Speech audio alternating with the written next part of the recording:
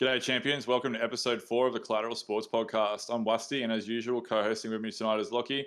And thank you all for joining us tonight as we unpack this week in sports. Tonight we'll be wrapping up an absolute classic heavyweight bout, which recently took place of Fury versus Wilder, NFL Week 5, and then we'll get into some predictions for the upcoming NBA season.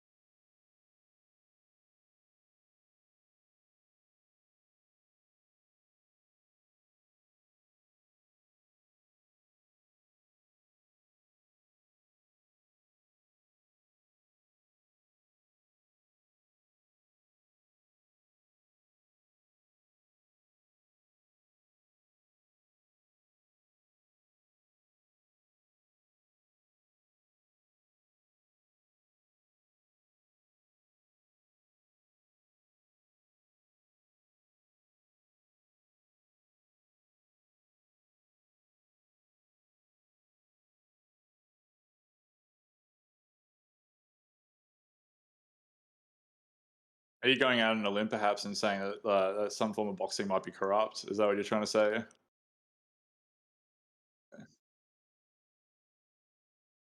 Yeah, let's not go ruining any hopeful sponsorship deals. Yeah, no, look, it was an absolutely awesome fight. I was really looking forward to it. Scorecard had Wilder winning the fourth round and the fifth round, maybe. Other than that, it was a pretty dominant display from Fury, really. The fourth round was definitely scary, though, for Tyson Fury.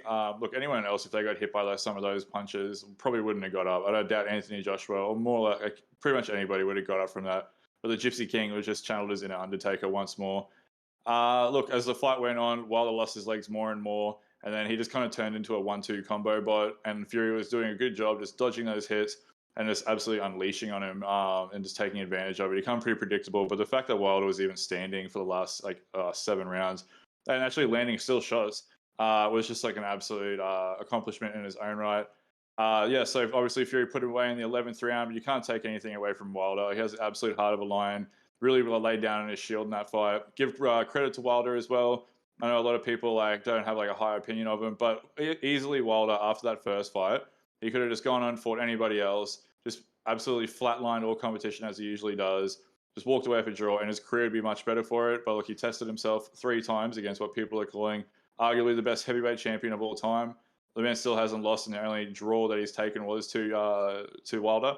So, look, absolute belter of a fight, absolute classic. No better way to finish a trilogy of fights, definitely.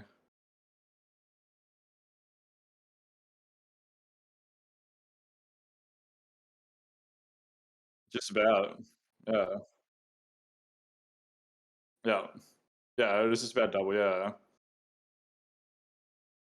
And I haven't had any audio going for the last 5 minutes. So that's been really good. um, but look, if we look at the fight, Tyson Fury better at the end of the day, better fighter. Wilder's not taking the loss too well. He's not taking it too much in his stride, uh, which is always good fun. But look, it some of the hits that Fury were putting on were incredible. But I don't think anyone can question the legacy, or sorry, can rather question how tough Deontay Wilder is. Like the flurry of hits that he was copying and he was getting dealt by Tyson Fury, and he stood up for what was over 100 strikes. I think it was close to 120 strikes, and he didn't drop until the 11th. I'm not saying he's a better fighter by any means. That's not what I'm saying, but I am saying Deontay Wilder is extremely tough. Yeah, no, look, he had his moments, and anyone else, if anyone else would have fought either of these men, they wouldn't have done and they couldn't have done any better of a job. Fury, I just don't know if this man could actually be knocked out at this point, which is like Wilder's whole shtick. I can't really take it away from him because anyone else would have just been absolutely punished by those shots. But yeah, no, all credit to Fury, one of the best of all time, definitely. I look forward to seeing what Wilder does next, and if and interested to see also what happens with Anthony Joshua. After obviously he just recently lost the belt, and if Fury even wants to fight him anymore. But I see Fury already celebrating, and to the winner goes the spoil. So yeah, great fight. Yeah, perfect. I don't think I have anything else to say about that fight. But as we move on to Week 5 of the NFL, it was another exciting one, Musty. Yeah, no, an absolute belter to get straight into it. The first game that started off for us was the Seahawks. Yeah, look, not much to say about this one in the first half. There was a very low scoring first half for what both of these teams' standards typically are. Stafford was very off, missing open targets the entire time. I'd say the highlight of this game was definitely Michael Dixon, the Aussie punter. He probably had the play of the night after he had one of his kicks blocked, and then he was running mid-run, one-hand grab, picked it up off the turf and bombed it again for another 60 yards. They don't teach you that unless you play AFL, definitely. Russell Wilson will be out for up to 4 to 8 weeks after getting surgery on his finger after getting one of his passes knocked down by Aaron Donald. So we'll look to see him back soon. Stafford 365 yards, thrown for 1 touchdown. Robert Woods was a beast, 150 yards receiving. Geno Smith looked great filling in for Russell Wilson in the second half. Overall a good game. I expected it to be a little bit higher scoring, but it was a beautiful one to watch to start off the week. Next off, we had the Jets and the Falcons in London. The Falcons took this one 20-27.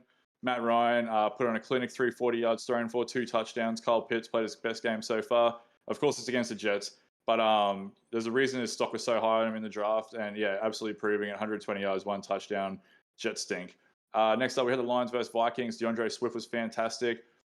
Scores the go-ahead touchdown with 30 seconds left in the game. Lions allow 46 yards in 3 plays and lose to a 54-yard field goal. Said it every week, Lions are better than their record shows, but they're running out of season, and Lions lose to the Vikings 17-19. Next up, we had the Saints and Washington Redskins. Well, not the Redskins anymore, I should say. Saints took this one 33-22. Winston, 280 yards thrown for 4 touchdowns. Washington kept it close all the way but in the fourth, but Saints are just too explosive. After that one was the Patriots versus Texans. Patriots take this one just 25-22. Davis Mills, the backup quarterback for the Texans, has been looking fantastic in Tyrod Taylor's absence. It's unfortunate that the Texans just do blow. But yeah, the Patriots look pretty ordinary against a very ordinary team, so they can take that into the next week. Speaking of Patriots, though, next up we had the Dolphins versus the Buccaneers. Tom Brady was fantastic, 411 yards, 5 touchdowns. Antonio Brown had 124 yards, 2 touchdowns. Miami have been absolutely awful without Tua. But credit to Tom Brady. It's his first ever game if he threw 400 plus yards and 5 touchdowns. So congratulations, Tom. After that one, we had the Packers and Bengals. Definitely spotlighting this one tonight, guys, because this was an absolute pearler. Packers had a lot of injuries coming into this game, most noticeably to Jair Alexander, who's a top 3 corner in the league and arguably our only good defensive player in the secondary. Rodgers and Adams put on a show as usual. But going into this one, I did know that Burrow and Chase would turn in an absolute field day, which they did. The story of this game, however, come from the kicking, which isn't very typical for a Packers game. Mason Crosby, who is usually a laser, missed a field goal with 2 minutes left, game tied 22-all to the right. Bengals would get their chance for a game-winning kick with 26 seconds left on the clock in regular time, and then he shanked that one as well. Rodgers then finds Adams across the middle with 20 yards to come up in field goal range with 6 seconds left in regular time, and once again it is missed. Game goes to overtime. Burrow's first pass in overtime gets picked off, and per NFL overtime rules, a field goal would now win the game.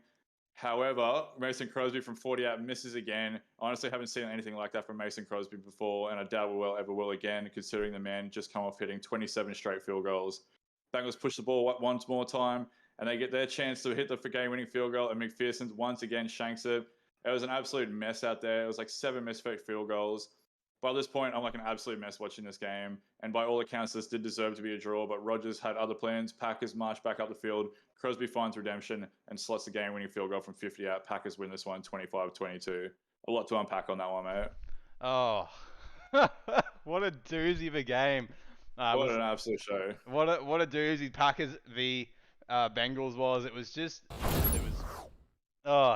was chaos out there, and 25-22 is the official scoreline, but there was it was just a mess across the board. But if we're gonna highlight some things that were good, I mean, Joe Burrow's had a great night. Oh, fantastic! Yeah. I thought Joe Burrow's played really well. He did throw 2 interceptions, so that has to be noted. But he also did pass for 2 touchdowns and 281 yards. So look, no one can argue that Joe Burrows wasn't keeping the Bengals back in the life of this game, and they are still 3-2. So it's far from down and out for the Bengals. Whereas the Packers, they joined that group of now 4-1 across the whole NFL. So it's good to see they're starting well. As again, we've highlighted back-to-back weeks. It was the claim that Aaron Rodgers didn't want to be there, but he still continues to turn up. But look, it was good yards. They didn't do a lot with rushing, did the Bengals, but it was all through their passing yards where they really got the work done. Like Jamar Chase, 6 receptions for 159 yards, and averaging 26.5 yards per reception is they're crazy numbers. Like to average 26.5 per reception, like you do you, man. That's crazy. But look, Higgins, 5 receptions, 32 yards, also good. Like a lot of their, like I think it's the top 6 players here, all averaged over 7 yard or over 6 yards of reception. They're good numbers in my books to average that Yeah, and much. that's definitely what I was saying earlier about the Packers secondary. It's absolutely torn to shreds. We really have no one back there, and yeah, Joe Burrow was able to take the top off us like all game long. They did have a bit of injury problems with Joe Mixon, so it did hinder their running the ball a little bit. But yeah, the special connection Burrow and Jamar Chase have, obviously from LSU, is just phenomenal. Aaron Rodgers and Devontae Adams have that same connection as well. So look, it was an absolute beast of a game. Unfortunately, though, Joe Burrow was hospitalised after the game with a throat contusion. So we're hoping he's all right because he's absolutely special. And for the first time, I think I'd say in my adult life, I'm actually excited to keep watching Bengals games. So I look forward to hoping he makes a speedy recovery, and we'll hopefully see him soon. Let's get back straight into it. So we had the Broncos versus Steelers. Broncos 19, Steelers 27. Teddy Bridgewater played a decent game. But look, the recipe to success here for the Steelers is limiting Big Ben's throws. We talked about this last week. They finally fed the ball to Najee Harris, the rookie running back who had 120 yards, 1 touchdown. Absolutely beast. Like I said, recipe for success. Let Najee run the ball and limit Big Ben's throws. Next up, we had the Eagles and the Panthers. Eagles won this one, 21-18. Sam Darnold he had 170 yards, 3 interceptions. Panthers had their punt blocked with 140 left, and Hurts ended up running it in for a touchdown to go up. Donald straight after that throws an interception. Yeah, Donald's one of his worst games since leaving the Jets. Titans Jags is up next. We had 37-19 to the Titans. King Henry 130 yards, 3 touchdowns. 130 touchdowns would be something to talk about. Yeah, that'd be worth Look, Jags. it. Yeah, we might do a segment on that. What might be worth a segment as well is that this is actually Jags' 20th straight loss. So Titans keep rolling, Jags keep losing. All is good in the world. Next up, we had the Browns versus Chargers. Browns ended up losing this one, 42-47 to the Chargers. Look, what more needs to be said about the Browns? Two-headed running monster of Chubb and Hunt kept rolling. The Browns' defense is pretty woeful. They gave up 26 points in the fourth quarter alone. To lose this game when they had their time of possession up 37 minutes to Chargers 24 minutes is absolutely incredible. Baker was injured. Baker's obviously notably in with an injured shoulder at the moment, so the offense couldn't have really done too much more. But look, Justin Herbert is the absolute real deal. The Browns defense was pathetic, but Herbert is special. And you chimed in on this one last week, mate, saying how Chargers. Oh, maybe Rams are the Clippers in LA. I don't know. Like maybe the Rams are the Clippers. Chargers are the Lakers. But I'm not going to get too much into that one. I'm just I am. After that one, we had the Bears versus the Raiders. Bears up 20-9. Bad Raiders, man. Well, then good. Josh Jacobs has been disappointing so far this season. A lot of distractions going on for the Raiders at the moment, but still do expect more. Then we had the 49ers and the Cardinals, last low-scoring game. Cardinals end up taking this one 17-10. Trey Lance is absolutely amazing in his first start. Ends up throwing for 192 yards, rushes for another 90. Definitely didn't disappoint against his first start, but when it was against the 5-0 Cardinals. Cards get the game-winning TD with the D-Hop with 5 minutes left. Great defense from both teams. But Cards just too good going into this one, but I look forward to seeing more from Lance. Next up, we had the Giants versus Cowboys. Rookie receiver Kadarius Toney goes for 189 for the yards for the Giants and has the highest yards by any rookie receiver for the G-Men since 1950. He later ended up souring that by getting ejected for throwing a punch to a man's helmet. So there was that as well. Saquon Barkley also had a nasty ankle injury in this one, so he might be out for a while. But man, the Cowboys this season, Cowboys ground and pound has been incredible. Absolute thunder and lightning combination by Zeke and Pollard this season, killing defenses. And if you invest too much into the box to slow them down, Dak will just take the top off. Cowboys defense has been amazing. Rookie Micah Parsons played great again. Trevor Diggs and Anthony Brown were flying around the secondary, causing havoc and grabbing interceptions. Cowboys moved to 4-1 and have a very soft schedule coming up and look primed to go 7-2 in the coming weeks. What was your takeaway from this one, mate?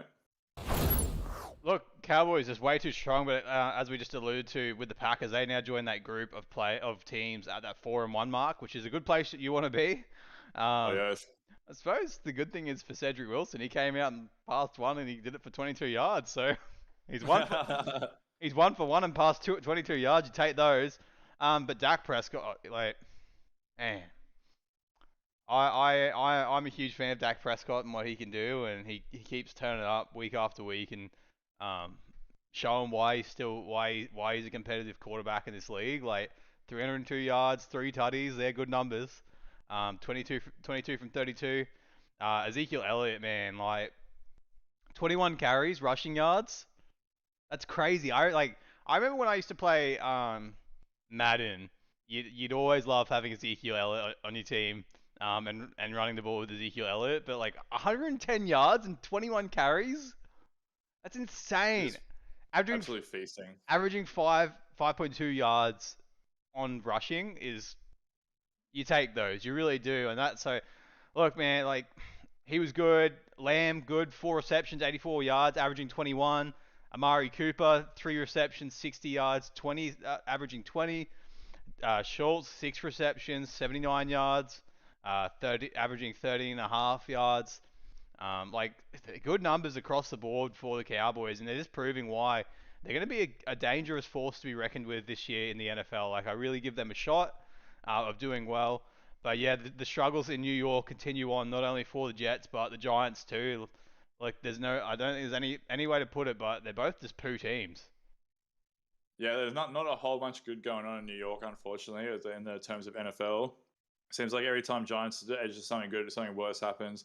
And then Jets, everyone go over them a good chance of going up at Atlanta, not exactly the toughest competition, and they end up dropping that one as well. So yeah, nothing I can really think will be get done about it this season. And if Giants are out with have Saquon out for a while, then it's going to be even more trouble. So Danny Dimes, I don't think is the answer. He ended up having to leave the game due to concussion as well. Don't want to say it, but they kind of played better without him. But neither here nor there. Yeah, look, not much more needs to be said. Cowboys absolutely decimate Giants as they should. Mind you, they are definitely playing to their potential, but not exactly the stiffest competition. Then for the last one, we're going to highlight this one. Myself, and Lockie had the pleasure of watching this one today. So we had the Bills at the Chiefs, 38-20. Josh Allen, what an absolute beast! 315 yards, 3 touchdowns. My homeboy had 272 with 2 tutties. Early on, the piece, Clyde Edwards-Helaire did get injured, and it did take away from some of the run game for Mahomes. But look, Mahomes did look very ordinary as well, missing his usual routine passes that he typically makes. The Chiefs' defense is especially the secondary is just god awful. And I think I said it last week.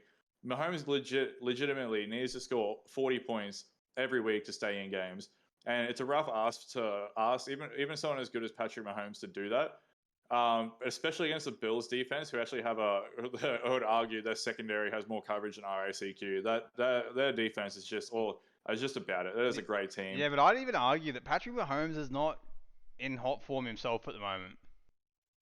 Yeah, definitely. Like he definitely isn't up to his typical MVP self of years gone past.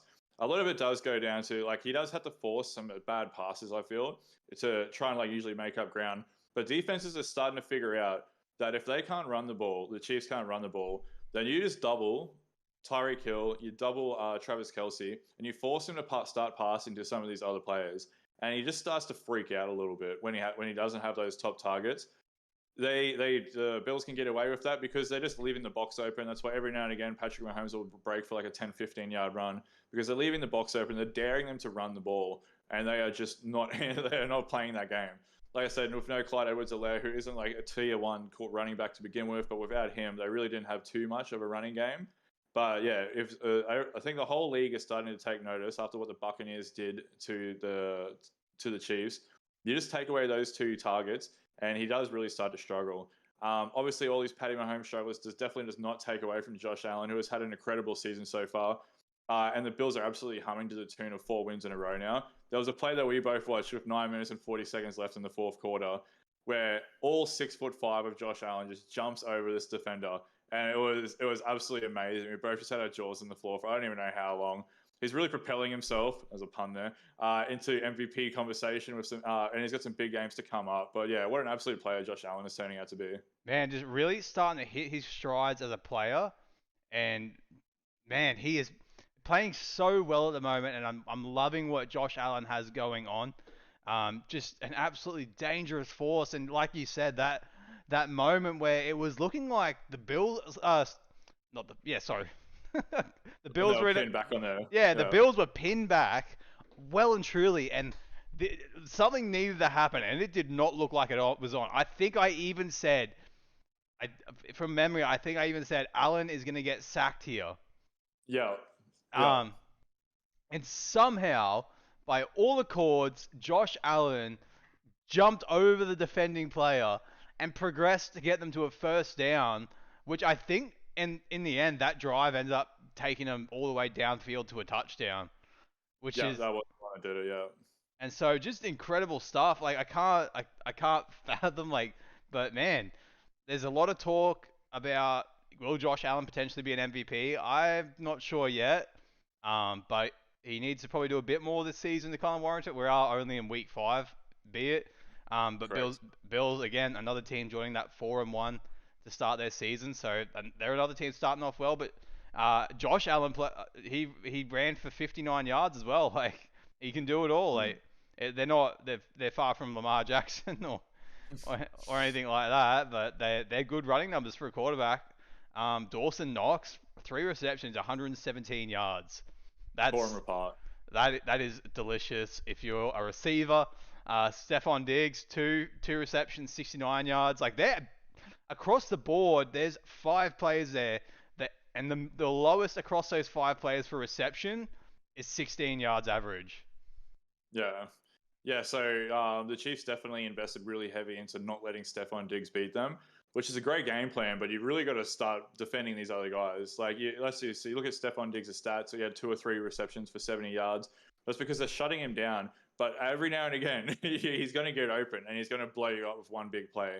They had no answer for Knox, which historically so far this season, the Chiefs have been awful against defending tight ends. They just run that short little intermission route.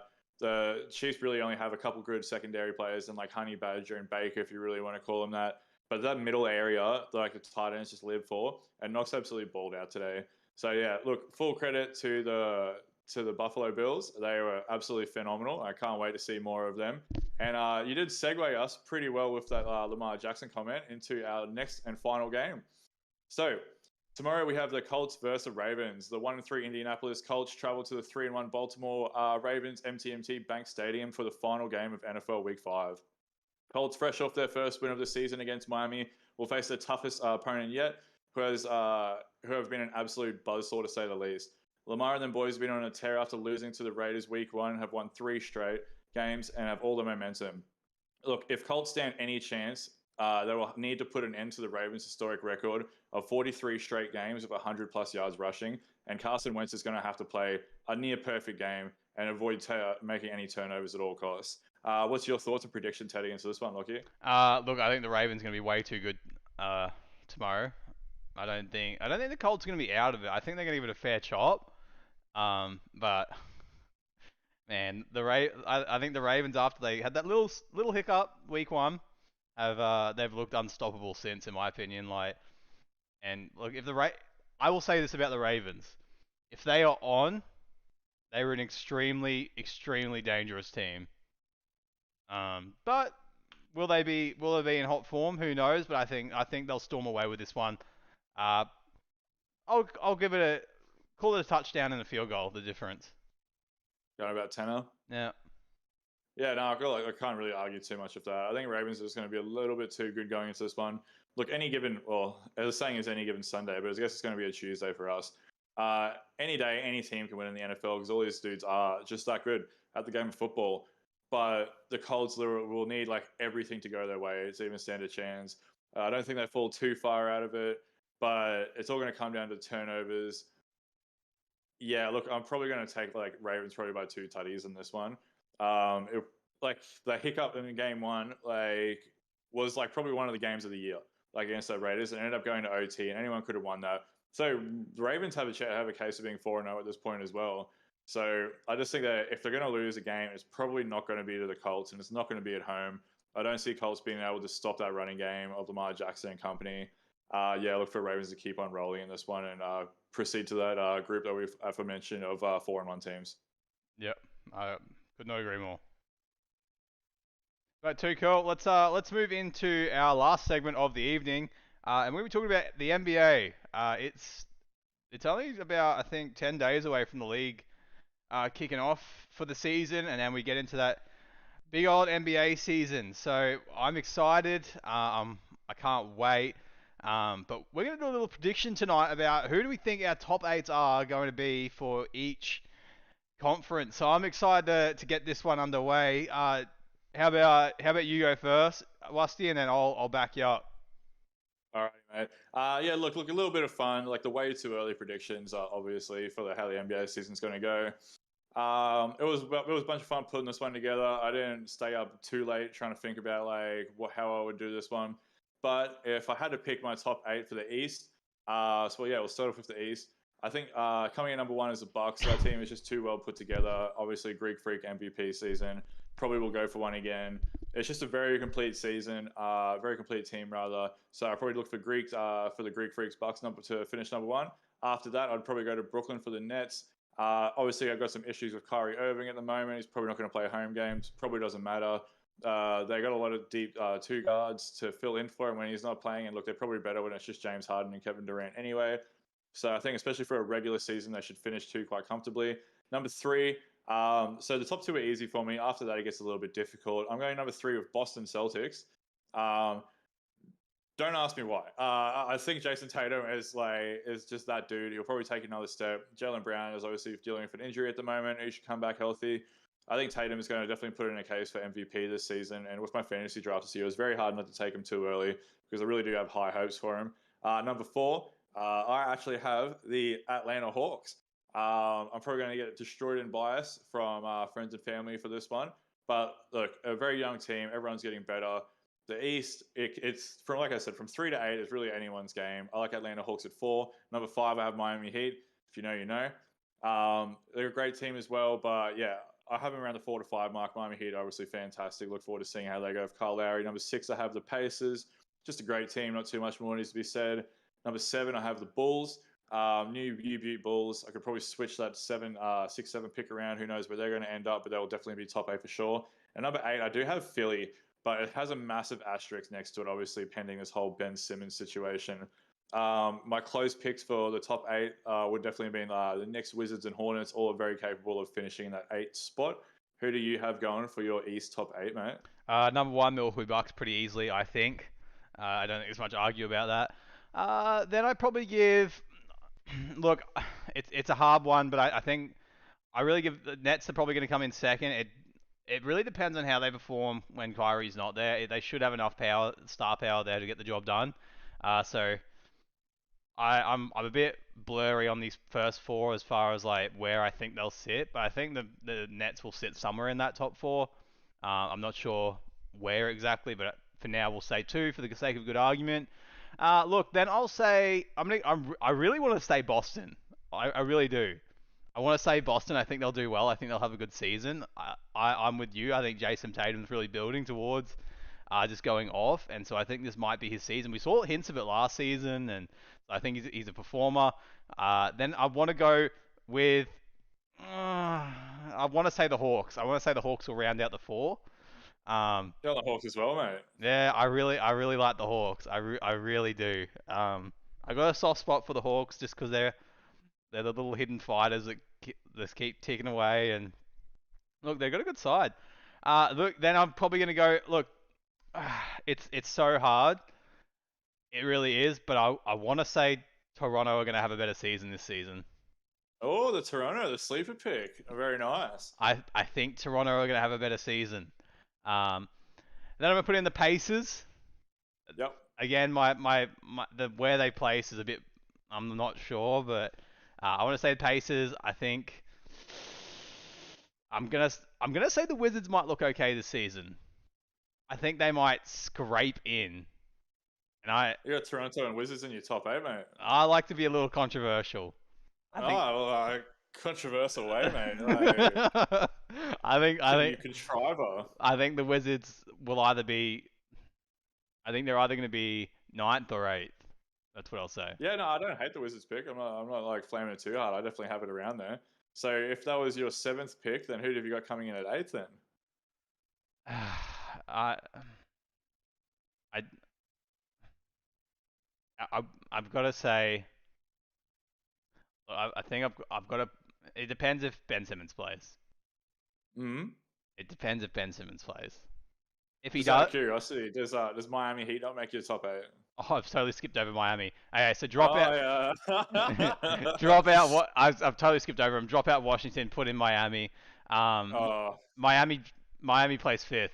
For sure. here he is. Oh man, I can already see Joel doing backflips.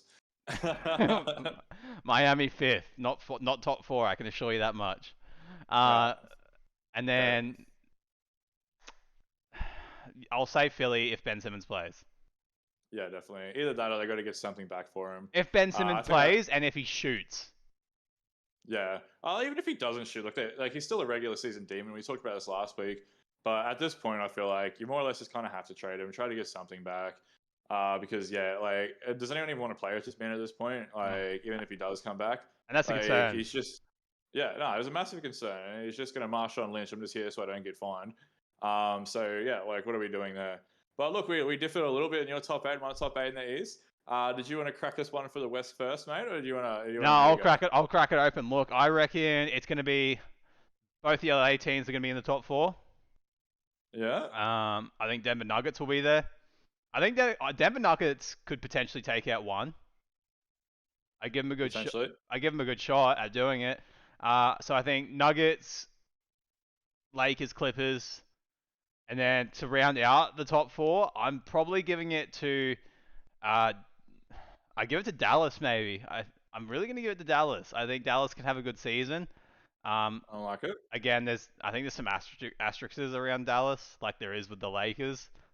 Massive. RE injuries and whatnot. The Hmm. Lakers obviously have the concern of they're using a few worn bodies in their team, so has the potential to go wrong pretty quickly. Whereas Dallas have Pos who just is as fragile as you like.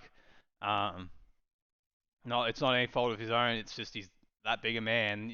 Those sort of things come with that sort of territory. Look, Like, I don't know if Portland will get there. so we're going Denver, Lakers, Clippers, Dallas for your top Yeah, four yeah, and then I'm gonna say Suns. for five. Yep, Yeah, Suns in the mix. I like that. The Grizz, I think they'll scrape in. Yeah, well, now we're talking. Yeah, yeah. I like the Grizz to scrape in. Rockets might be a scraper. Like I don't know if they'll be big contenders. They might be. We just made it in, and then we're gonna get knocked out nice and quickly. Um, Be a surprise. You never know. I think Especially with the the playing I bracket. I think you just never know. The Rockets might make it in, but if they do make it in the playoffs, they'll be out as quick as they got in. Um, Spurs are going to be missing Patty Mills this season. I think they will miss Patty Thrills. Like really do. So look, so what do they say? Suns Grizz, five. Suns, Yep. Grizz. Uh, give me the Pelicans. Go on the Pellies. Give me the Pels. Nice. Give me the Pels. Yeah, Give I them like two. fellas. And Yeah. then give me the Jazz. Oh no, Golden Go on. State. Golden State. Give me Golden State. Oh, yeah, Clay and Steph.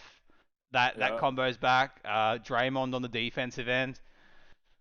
Don't know. It could be like they could go off. I just don't know. But they could not.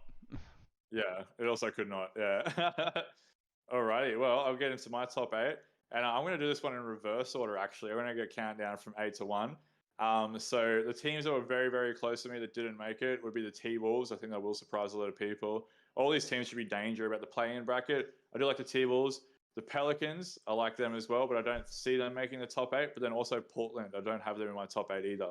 So at 8th for me, I have the Memphis Grizzlies. They could pretty much get rotated if any of these other guys. It's just going to be how the season goes. Love Ja Morant, love Jaren Jackson Jr. Hopefully, it's a fully healthy season for my fantasy team's sake. So I go Grizzlies at 8. I go Utah at 7. They're just always consistently good. Donovan Mitchell's probably just only going to get better. At number 6, I have the Clippers. I think without Kawhi Leonard, pretty early on for a chunk of the season, they will struggle. I feel like Paul George will still drag them to a top 8 team, but I only have them at 6. Number 5, I have Dallas. Just because we never know what you're really going to get with them. If Porzingis can hold it together, then for good. So then going to my top 4, then I have Denver at the 4. No Jamal Murray for a quite substantial point of the season, but I look for Michael Porter Jr. to obviously step up in his absence. He should be around the 25 points per game this year, honestly. And so him and Joker should get it done. Number 3, I have the Suns. And until they prove me wrong, they're always going to be there. Number 2, and I swapped this one around just before it started, honestly. I have the Lakers at number 2, and I got Golden State Warriors finishing number 1 in the West. I think we've got the Splash Boys back. This team is very, very solid. James Wiseman, the world is his. I like the Warriors to finish first in this one. So my top 4 would be Warriors Lakers, first. Suns, Denver. Yeah, right. Yeah, we're going Warriors first. We're buying Splash Bros stocks. We buy low, sell high. No one's picking them. I'm picking them. Oh, I'm just not picking. I'm picking them, just not to place in the top 8. Number 1, baby. But I did have Lakers. This is kind of funny. I did have Lakers number 1, and then I know it's only preseason. Calm down, Joel. But Russell Westbrook did have 7 turnovers in the first 7 minutes of the game, and that wasn't the only reason I changed it. Just getting them out of the way now, so he doesn't have to use them in the season. You don't believe that? I will say, let me say this. The Lakers need to stay healthy if they're going to be top 4. Oh yeah, any sort of injury, especially to LeBron. If LeBron or AD get injured, they might not even make the top 8. All I'm saying, this is going to take a lot. All I'm saying is, it was a couple of seasons ago that LeBron hurt his groin, and that was the first serious injury we've seen for LeBron. And everyone was like, I don't know, and he hasn't had anything that major since, obviously, but it's just scary. And Anthony Davis is a walking injury, Yeah, no, we know what he is at this point in his career, which is unfortunate because he's one on the floor. He's one of the best, maybe top 5 players on the planet. But yeah, he's just got to stay on the floor, unfortunately. That's right. But yeah, I would argue that 15 through 6 in the West is all very asterisks. No, not 15 through 6, maybe 12 through 6 are probably asterisks. Yeah, I'd give you 13. I feel like we probably depending on what the Rockets are, maybe even 15 through 6. Timberwolves have historically held the bottom 2 seed of the entire West for I don't even know how long now. But their team looks very, very nice. Anthony Edwards is looking awesome. They're going to push for top 8. Like I said, I've done a top 8 without Portland in it. Damian Lillard is still that dude. They haven't changed. They got CJ McCollum. They get Yusuf Nurkic back. Pelicans, Zion Williamson, Brandon Ingram, Devontae Graham. These are all teams that I just don't have in the top 8 because I don't know where to put them. You could take the Grizzlies out for these guys, definitely.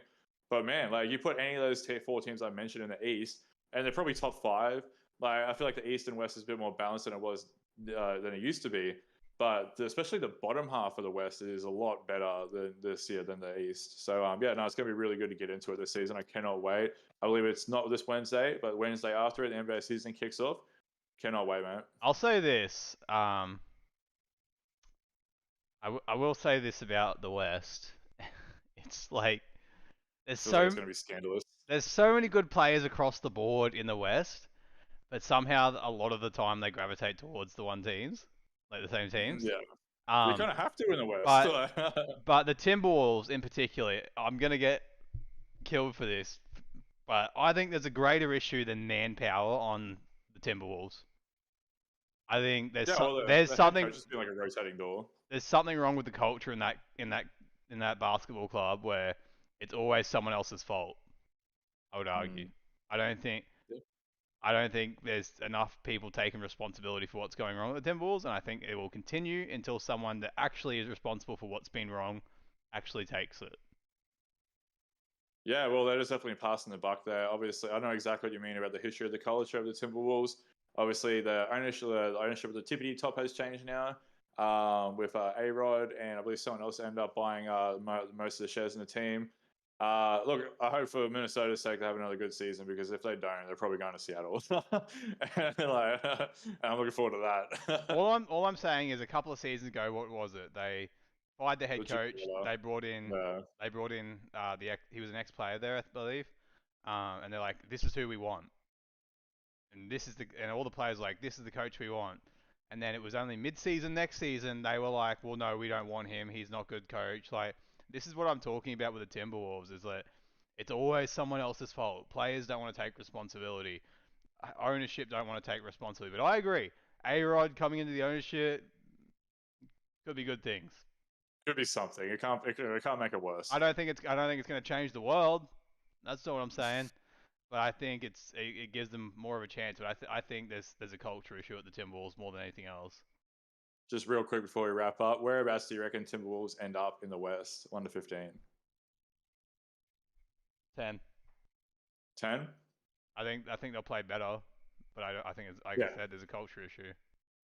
Yeah, well, I suppose they can't be worse. Oh, another team we haven't even mentioned either is the Kings. They're out west. They're getting better. Like they're not a god awful team. Kings like, 9. And they're in the mix. Kings Yeah, 9. yeah. They could easily be in the mix as that as well. Kings are one of those asterisk teams. If it goes right for them and they fire, like Buddy Hield's a great player, man. Yeah, they just picked up the other two guard in the draft. I can't remember his name right now, but he's a really solid defender. You have De'Aaron Fox. If Bagley can just stay on the flipping court, like how good could that be? Yeah. No, like Kings are like a nice team as well. It's just that you have all these other teams there. Like, it's going to be an absolute shootout in the West, definitely. But I cannot wait, man. Yeah, look, I think the asterisk teams for me are. Yeah, like you can't help but look past over Sacramento, like Minnesota. If things go right for them, sure. I think on the paper they're an They eighth. could be top 8. I think they're an eighth seed team on the paper. They could be top 8. I'm not saying they can't be. That's not the argument about Minnesota to me. I think on the paper they're a good team.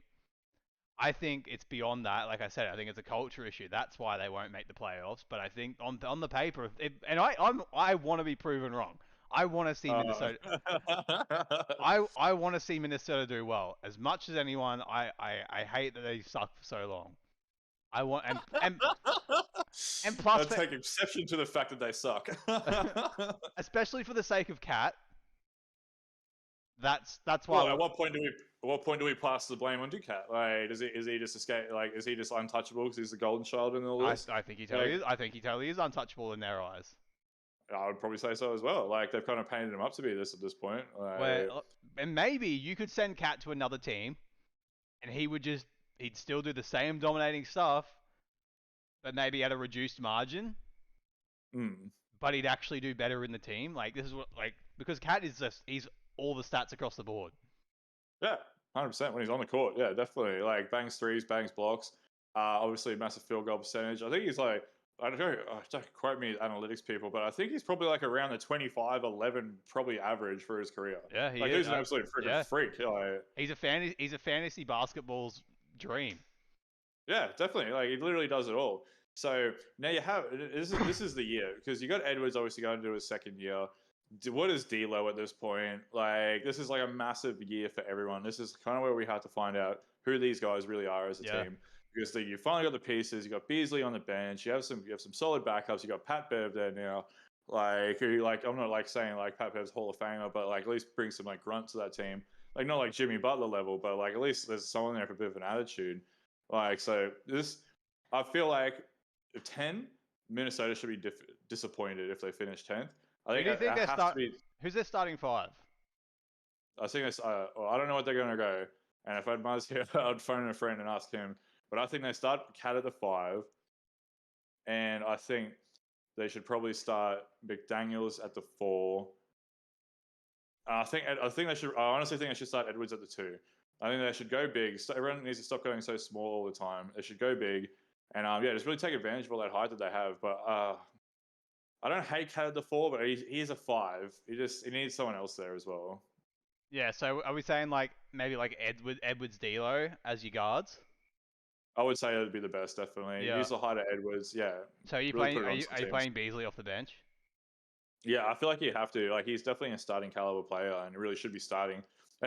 It's funny because he could start on damn near any other team, and it's funny that you can't make the starting lineup for the Timberwolves.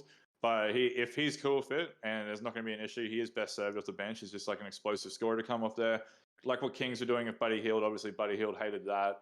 But look, if he's cool fit, I think you lose too much by starting them all. You have absolute firepower for days if you go D'Lo, Edwards, and then Beasley. But you need some scoring off the bench when these guys do take a break, and it feels like D'Lo is always missing time, so he'll have his time to play. But yeah, I feel like they're better off with Beasley on the bench. But in saying that, he's a starting caliber player. Yeah, I like Beasley and Bev off the bench. I really do. Hmm. Um, so yeah, look, Timberwolves. Like I said, I think they could. We're not going off This might preseason. sound like a Timberwolves special. This little hasn't it? Hey, We're not going off preseason. That's not what we're doing. But they have won both their preseason matches. Narrowly, don't go with preseason, guys. narrowly, but they have won them. They beat they beat the Pels 117 to 114, and they beat the Nugs 114 to 112. Have Again, Lakers won a preseason game yet? Are we writing them off? that's what I say. That's what I'm saying. We're not saying preseason counts. Um, it's not what we're doing. Some people. We're not. But what we're just saying is, at least there's some sort of signs there that they might be doing something of use. Like, I don't know. Look, whatever. I don't know. They're building, and I'm looking forward to it. All the Timberwolves supporters out there would be just absolutely losing their minds right now because I'm sure it's like the first podcast talking about NBA, the hype for the NBA season coming up, and they've ever actually got more than 2 minutes. So shout out to all you guys, all three Minnesota Timberwolves fans out there in the world. We did that one for you. But yeah, no, look, I think if they don't finish 7-8, anything less than that would be disappointing. They have the players. There's no excuses now. But it's tough to get inside top 8 after all those teams we named. That's right. And if it goes their way and they get something happening there, 100% they can make it. What I will say, what do you reckon about our young Australian friend over at the Oklahoma City Thunder? Gidley. Josh Giddey. How do you reckon he's gonna go? He had a good outing again in the preseason. He had a good outing. Yeah. But he played well. No, he did. And honestly, it's a perfect team for him to end up on. I really wish he ended up on a team that I like a little bit more than the Thunder. But it's definitely going to be a space where he gets a lot of play time. He's going to have a lot of chances to express himself because obviously that Thunder team is very, very shallow and very empty after trading everybody for picks. SGA is probably one of the better two guys that could have next to him because he's not afraid to give up the ball as well. But yeah, look, Gidley, man, like a little sniper. Like, I'm not saying he's like Joe Ingles-esque, like just because to compare him to another Australian. But man, like the future is bright for that kid. But is he the same as like Dante Exum past? Like another Australian that was very, very hyped coming into it, but then just injuries, he couldn't stay out of his own way. I really hope the best for the kid, but so hopefully he avoids injuries. But like if he can stay out there, there's so much potential. What do you reckon, Norman? What do you expect from this season? Yeah, well, I mean, his first preseason game was his most notable, and he went 18. 18 points, 7 rebounds, 3 assists, 8 from 12 from the field, so not bad. Like 66%, it's pretty good. Modern NBA player. That's right. And then in his second game he went 9 points, 6 rebounds, 6 assists. So he didn't score, but he was still doing stuff out there. Had a rougher shooting night. Went 3 and 9 from the field. Went 3 and 4 from free throws. So that's always good. I think he's gonna do well. I think the Oklahoma City are gonna struggle. Like, don't get me wrong, but I do like Josh Giddey and SGA. That's fun. No, they got a nice little core there, and yeah, looking forward to seeing what the Thunder can pull together. I don't expect too much from them this season, so I think it's always good being a rookie coming in, having no real expectations, because yeah, it's just obviously a lot easier, not such a weight on your shoulders. But yeah, man, like so much to talk about when it comes to NBA. But yeah, I'm just so excited this season's finally happening, and we do have one show left before the NBA does start up. So I think we're going to make that an NBA special for sure. Yeah, might so we have can to. spend as much time as we can to. Oh, definitely, it's going to be an absolute pearler, mate. Yeah, that's right. And so we might stop shooting the breeze about the NBA, and we'll move on move it on to that next week NBA podcast that it's probably shaping up to be at this point. But look, I wanna thank you, Wusty, for being on the sports podcast again. You've done well as always, bring the insight for the NFL, NBA, boxing, whatever it is we need to do. You've got it. But on behalf of ourselves over at Collateral, myself, Kruzma, and Wusty, want to thank you for tuning in, whether you're watching live or watching it back on YouTube later. We want to thank you for tuning in. It's been an awesome podcast, breaking down everything from Tyson Fury versus Deontay Wilder to the NFL and then over to the NBA. But we are going to get out of here, and we will see you next week for the Collateral Sports Podcast. Have a lovely rest of your evening. Yeah.